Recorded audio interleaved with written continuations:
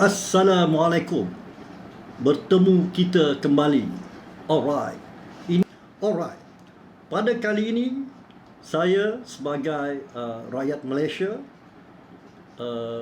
setelah melihat isu yang terkini amat menakutkan, dan saya bertekad untuk menyuarakan kebimbangan saya di dalam channel ini, dan saya mengajak rakyat-rakyat Malaysia yang senasib dengan saya semoga participate, mengambil bahagian dalam perbincangan ini, seperti komen di bawah. Okey, pada komen pendapat anda, pandangan anda, like this channel, dan untuk update seterusnya, untuk komen-komen seterusnya, sila tekan subscribe untuk update. Kalau anda tidak berminat, tidak perlu subscribe. Okey, sahabat-sahabat, kawan-kawan dan seluruh rakyat Malaysia. Okey, apakah topik kali ini? Ini hari adalah 11 hari bulan 6 2021, dan maklumat terkini yang kita semua sedia maklum, pengumuman daripada Majlis Keselamatan Negara.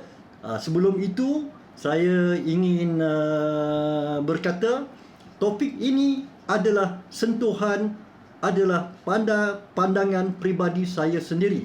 Tidak ada kena-mengena dengan sesiapa, dan ia tidak ada berunsur-unsur berniat tidak baik pada siapa.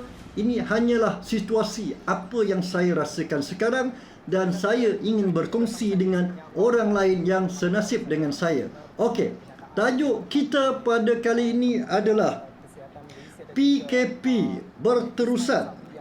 Apakah implikasi pada rakyat yang terkesan? Nombor 1, hilang pekerjaan. Nombor 2, hilang punca pendapatan. Dan nombor 3, tiada bantuan diterima setakat ini 11 hari bulan 6, walaupun kerajaan ada mengumumkan bantuan-bantuan tertentu, dan bantuan yang terkini adalah kategori bawah B40, contohnya BPR, BPR2, tetapi saya penerima BPR1 dan BPR2 saya tidak terima atas sebab-sebab alasan tertentu. Contohnya kena kemaskinikan dokumen terkini, dan saya rasa ramai rakyat Malaysia yang tidak dapat BPR2. Ini bermakna tidak ada bantuan diterima. Kawan-kawan, sahabat-sahabat handai, pendengar-pendengar channel ini, mari kita renungkan bersama, apakah contingency planning, apakah rancangan seterusnya yang harus kita lakukan jikalau PKP berterusan 2 minggu, sekarang bulan 6, tak payah cakap setahun, lagi 2 bulan, bulan 7, bulan 8, perut kita tidak berisi, duit di bank kita tinggal kosong, kawan-kawan pun senasib, kerajaan tidak hulurkan bantuan. Apakah akan jadi pada nasib kita? Dan saya tidak menyalahkan sesiapa, dengan harapan pihak-pihak berwajib yang mendengar channel ini minta buat satu keputusan segera, secara tersusun, secara mantap, dan yang paling penting secara segera. Itu tujuan saya. Okey, kita masuk ke bab pertama. Yang pertama, hilang pekerjaan. Kawan-kawan, penduduk Malaysia campur tolak dianggarkan lebih kurang secara tidak tepat adalah 38 juta orang, tidak termasuk buruh ataupun orang asing. Okey, yang mungkin statistik tidak tepat daripada saya, golongan yang bekerja umur 20 tahun ke atas mungkin melepasi 50%. Okey, golongan yang hilang pekerjaan macam saya, adakah ia sudah mencecah angka 1 juta, 2 juta ataupun 3 juta? Okey, kita cakap dulu hilang pekerjaan. Tuan-tuan, saya waktu PKP 3.0, pejabat ditutup, dan Kalau berterusan lagi, pejabat ditutup, maksud dia saya tidak ada pekerjaan. Dan saya mencari alternatif lain. Tidak semudah itu. Contohnya, apa kerja yang kita nak buat waktu-waktu terdesak begini? Adakah nak buat delivery job? Nak jadi Grab food driver? Panda food driver? Mr. Speedy? Lalamove? Dan saya perhatikan. Okey, contohnya Mr. Speedy. Saya pun pernah mencuba Mr. Speedy, tetapi di waktu PKP 3 ini amat mengerikan. Job masuk saja hilang. Job yang masuk kecil-kecil. Dan sehingga saya takut untuk pergi buat Mr. Speedy, di mana mungkin satu hari itu berapa job sangat. Silap hari bulan RM20 pun tak dapat.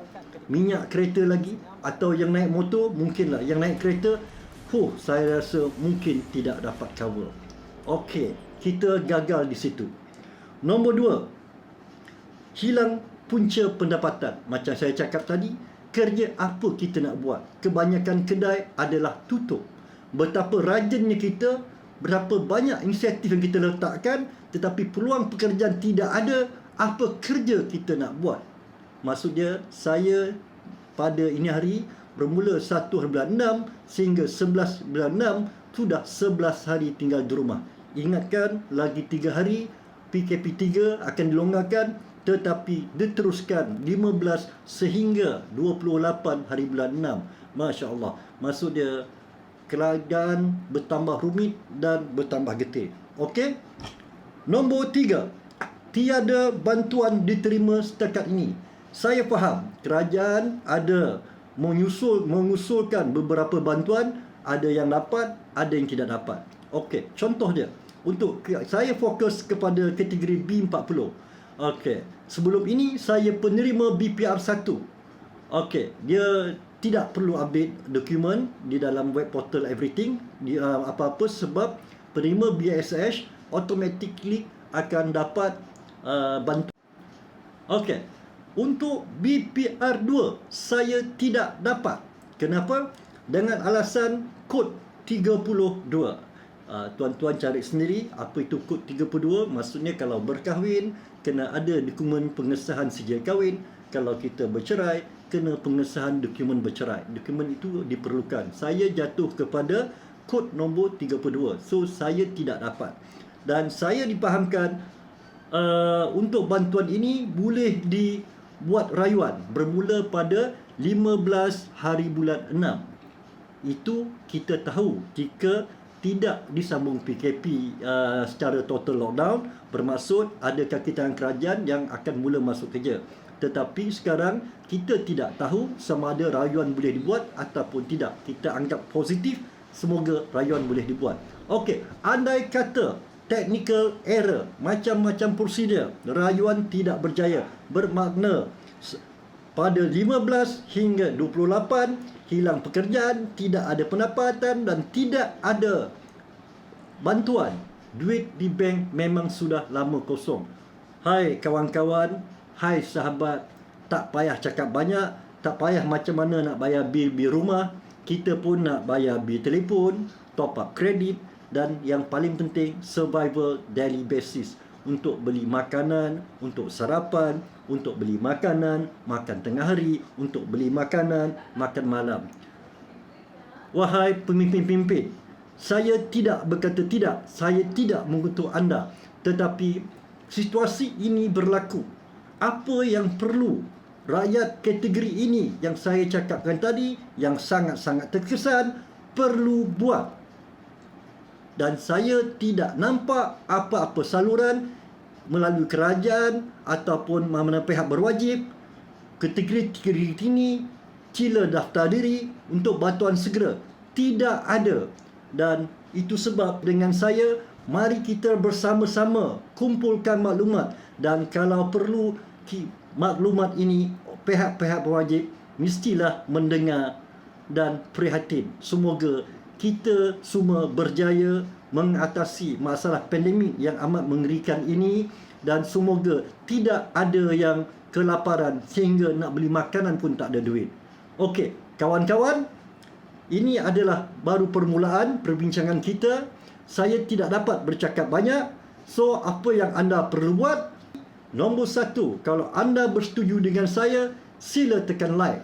Kalau anda senasib dengan saya, kategori yang saya alami, sila komen, berikan komen-komen anda. Kalau anda ingin melihat update-update yang akan datang, sila tekan subscribe. Dan tidak perlu subscribe kalau anda tidak termasuk kategori ini. Okey, saya sebahagian mewakili sebahagian daripada rakyat Malaysia. Sebagai rakyat Malaysia, mari kita berganding bahu, bersepakat mencari solusi kepada masalah yang sangat kronik yang kita tengah hadapi sekarang. Semoga negara kita akan bangun kembali, kita sebagai individu akan bangun tegak kembali dan sama-sama dapat membangunkan negara yang amat kita cintai ini.